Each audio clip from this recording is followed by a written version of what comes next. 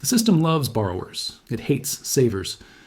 For generations, you have been fed a moral story designed to keep you obedient and poor. You were taught that saving money is the ultimate form of prudence, a virtuous path to security and a quiet retirement.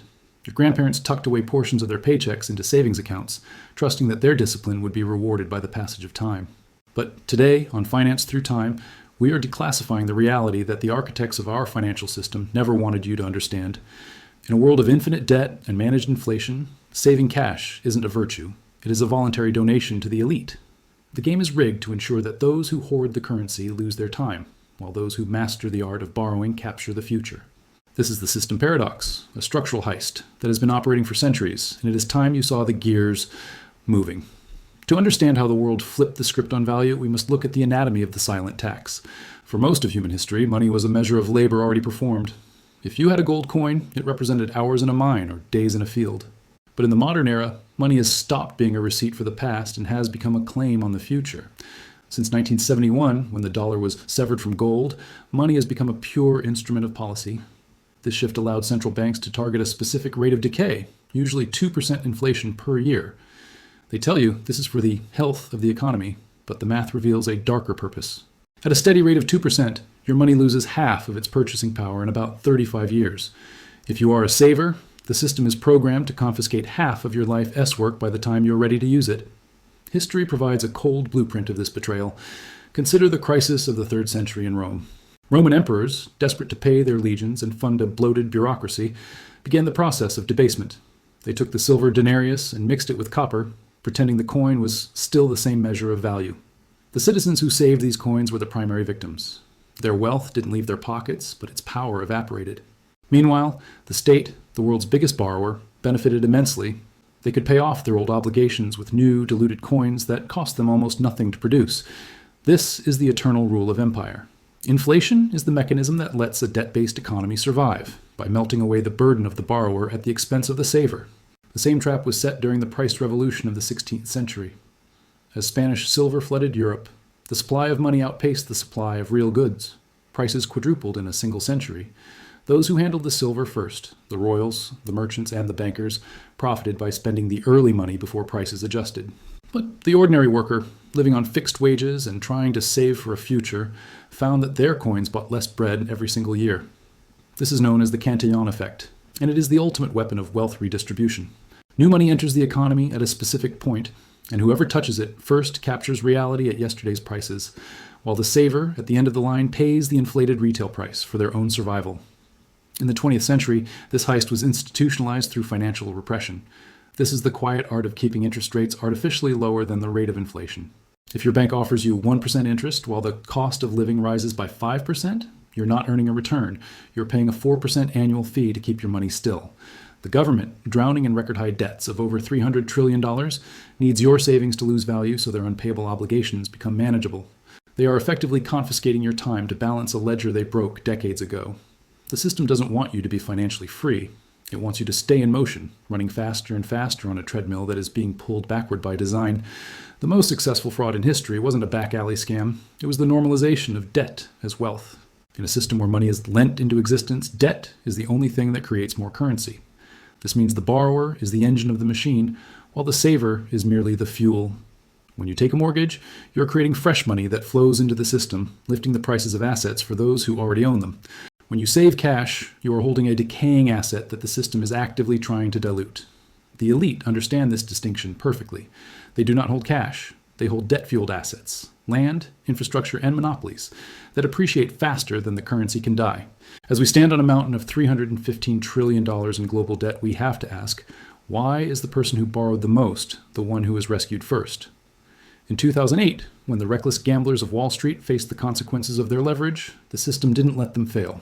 It printed trillions to bail them out, socialized their losses, and then sent the bill to the savers through a decade of zero interest rates and rising prices. This taught the world the ultimate lesson of modern finance.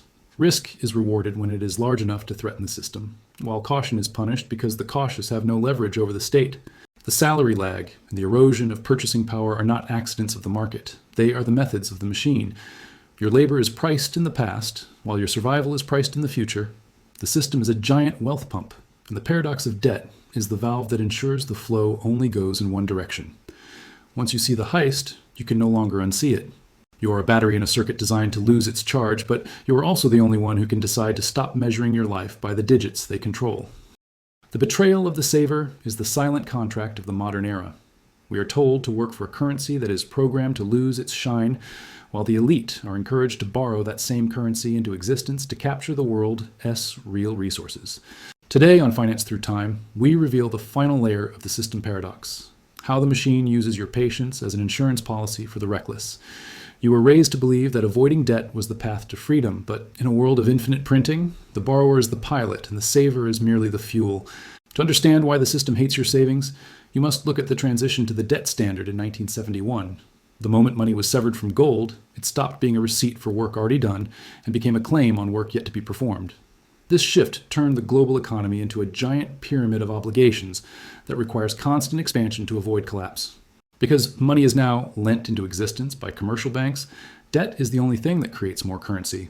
Therefore, the system views the borrower as a creator of liquidity and the saver as a hoarder who slows down the machine.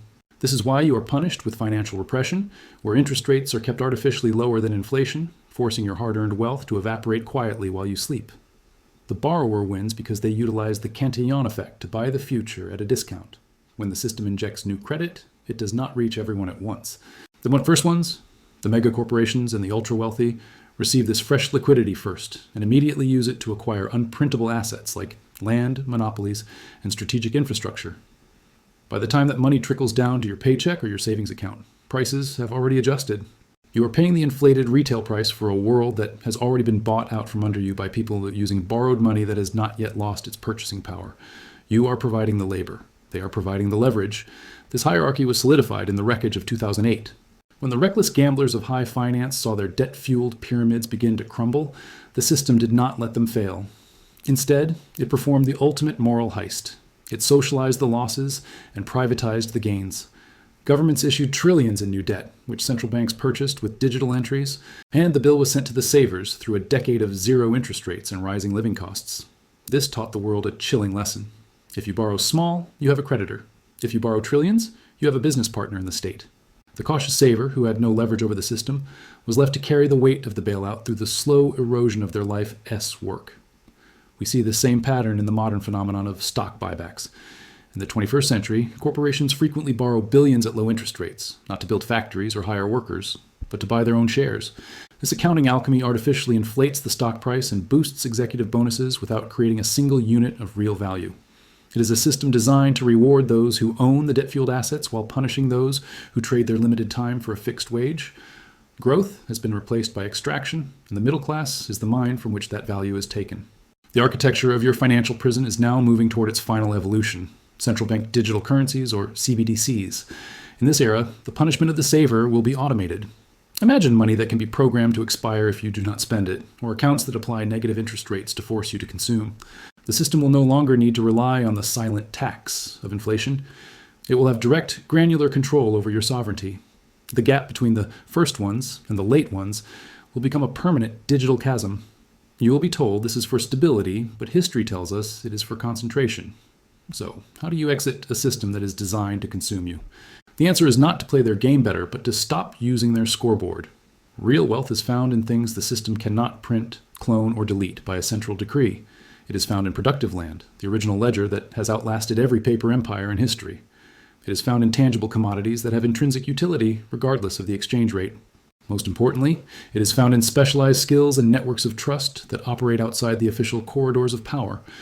As Marcus Aurelius reminded us, the only thing we truly possess is the present moment. The financial system is designed to sell you a debt-fueled future in exchange for your present sovereignty. Once you see the gears of the wealth pump, you can no longer unsee them. You are not failing because you aren't saving enough. You are being drained because you are saving the wrong thing. The borrower at the top is using your time to fund their empire, and they will keep doing it as long as you believe the illusion of their currency. History does not repeat, but the rules of value are immutable. Those who anchor themselves to reality, to hard assets, and to self-sovereignty will be the ones standing when the paper promises finally turn to ash. In the next video, we will explore the forbidden scenario no central banker once discussed. What happens when inflation ends? Why debt cannot survive without it, and why the system is terrified of a stable currency. History has answers. I merely show you where to look. And if this deep financial journey has given you a new perspective, like the video and subscribe, because the real story begins the moment you recognize the system you're living inside.